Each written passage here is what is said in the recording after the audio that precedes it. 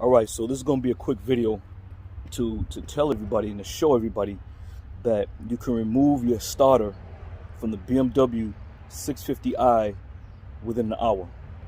45 minutes it took me, but you know, bullshitting around, I say an hour.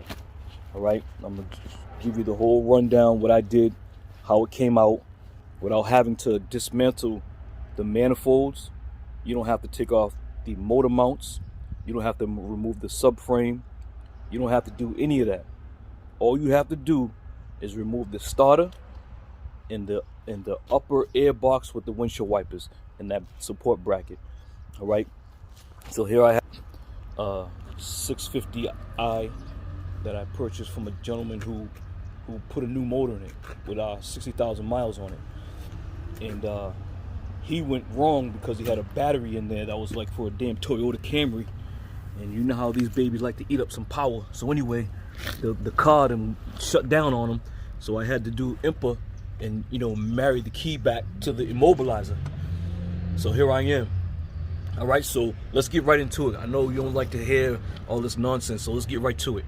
All right, so here's the starter here. All right, that's the new one. And like I said, it took me 45 minutes. I didn't remove any of this. What I did remove was my tie rods because they were shot. That's all I did under here. I'm doing my tie rods.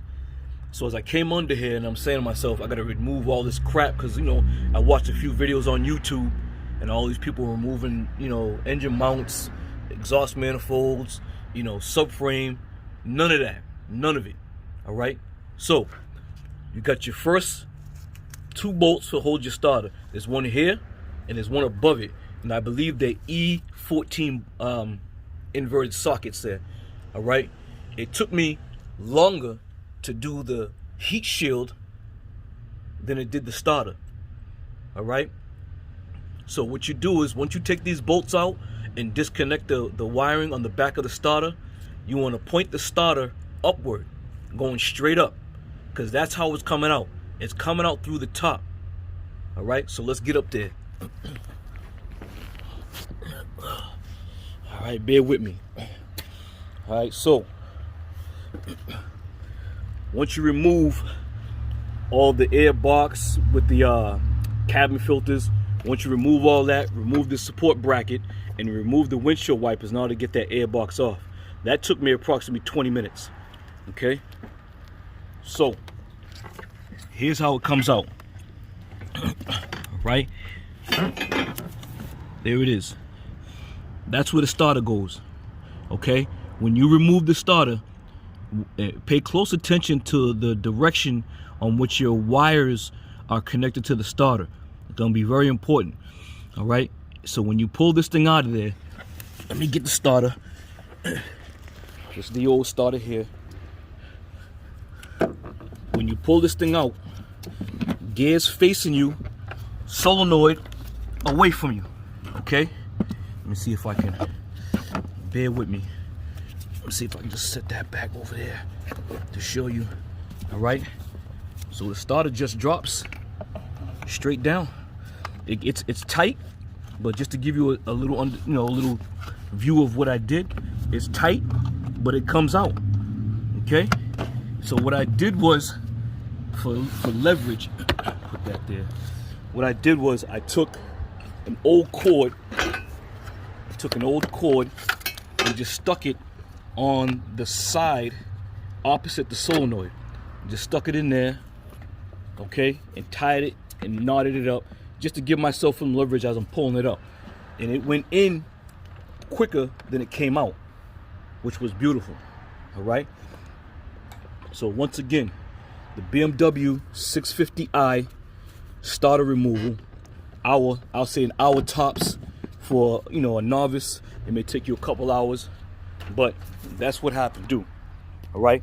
No more spending hundreds and thousands of dollars going to deals and going to indie shops because you got to get a lift and a sub, have the subframe and the manifolds, all that done. These cars weren't designed to be taken apart while the engine was in the damn car. It was meant to be dropped to get at everything. Oh, so the guy who I bought this thing from, he gave me all the receipts.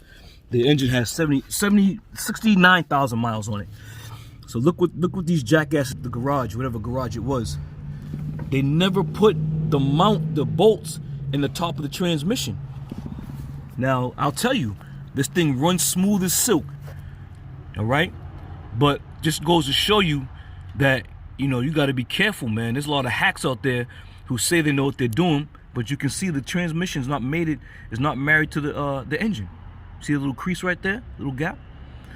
So I'm on my way to get some bolts to get that done, put that back together, snug it up tight. Yeah, so I hope this helps people out, man. You know, there was a lot of videos on YouTube. You've seen the 7 series, you know, the 5 series, people doing astronomical amount of work.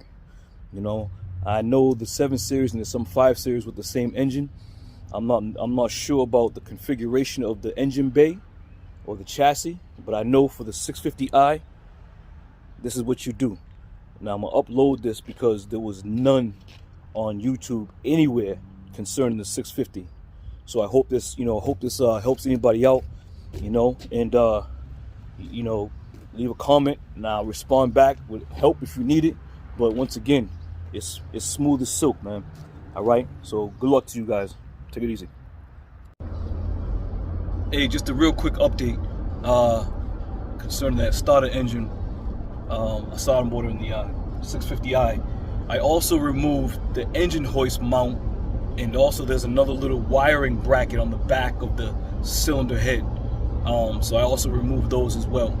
It gives you a lot of clearance, and I just want to make that known because you may get back there and see that those things are still sitting there.